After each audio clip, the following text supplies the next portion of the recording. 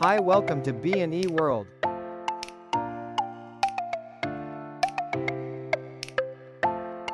Dad, can you tell me about artificial intelligence? We keep hearing about it everywhere. Sure. AI stands for artificial intelligence.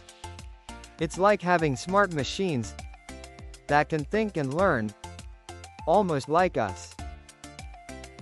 So, is that like robots? Exactly. Some robots use AI to help them understand what's around them and make decisions. But AI isn't just in robots. It's also in things like your video games and even voice assistants. Wow. Can AI do everything?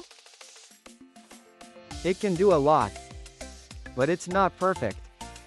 AI learns from data, so if it gets wrong information, it can make mistakes. That's why we still need human judgment. Can we teach AI to do our homework? Well, you could use AI tools to help you study or find information, but it's important to learn and think for yourself, too. Can we build our own AI someday? If you're interested in technology and coding, you might be able to.